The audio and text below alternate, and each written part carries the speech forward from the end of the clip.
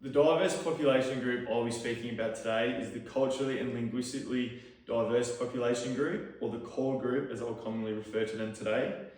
The CALD population group is often made up of migrants, refugees and asylum seekers. And just to quickly define them, a migrant is someone who chooses to leave their country for a variety of reasons. A refugee can be described as someone who flees their country of origin due to fear of being persecuted. And an asylum seeker is someone seeking protection in a country outside of their own for more significant reasons. Australia is home to many CALD people. In 2020, the Australian Bureau of Statistics found that 29.5% of Australia's populations were migrants who chose to come to Australia. And in the 10 years between 2012 and 2022, the Refugee Council of Australia found that over 180,000 refugees fled to Australia.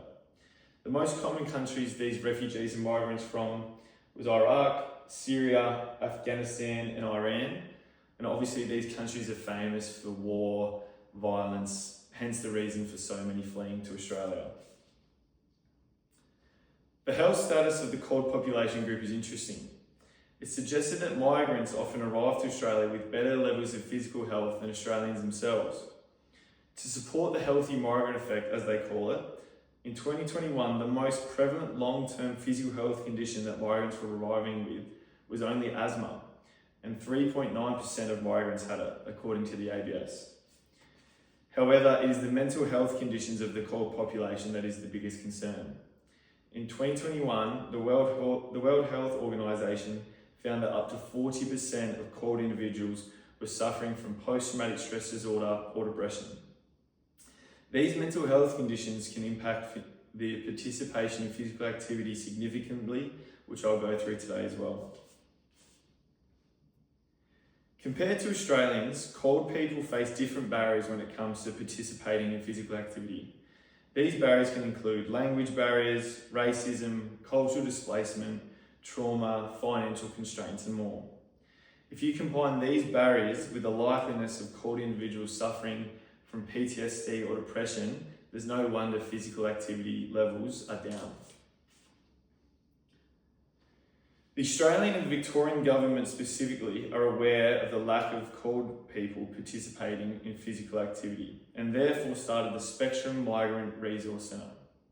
Since 2003, Spectrum has been offering a refugee youth basketball program for refugees within Victoria. The program itself is free, and a uniform, coaching, equipment and even some transportation to and from the facility is also free. This generosity can have a massive impact on the participation of CALD groups participating in sport, as 45% of CALD families reported affordability the biggest issue when it came to participating in sport. Programs such as this that are catered for CALD people specifically encourage them to get involved in sport and avoid living a sedentary lifestyle, which can lead to obesity, increased risk of type 2 diabetes, and poor cardiovascular health. The Australian Institute of Health and Welfare state that physical activity can reduce the risk of heart disease by 35%, stroke by 34%, and can potentially prevent type 2 diabetes and even some cancers. The Queensland Government is also helping young CALD people get involved in team sport through the Multicultural Schools program. Collaborating with AFL Queensland, this program brings young CALD individuals and the wider Australian community together for a 6-week program. This program provides an environment where young CALD people can come together and get involved in a sport with people that are from the same background and have faced similar adversities.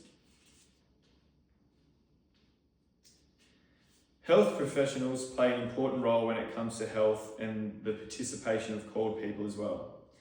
To use Emil Joseph as an example, he was an asylum seeker and came to Australia at the age of 3 years old. From there, he has become an accredited exercise physiologist, and here are a few quotes from a story that he did.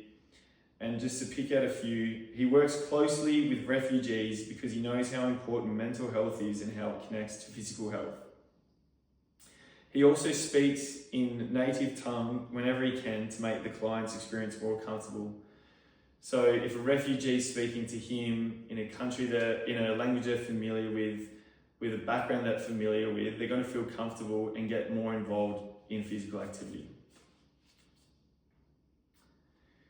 Health professionals like Emil Joseph and the government programs such as the Spectrum Migrant Resource Centre in Victoria and the Multicultural Schools program in Queensland are providing migrants, refugees and asylum seekers with accessible, affordable and more importantly, safe environments for them to participate in physical activity, and therefore they're able to tackle their mental health struggles and hopefully prevent any further physical health conditions. Thanks for listening.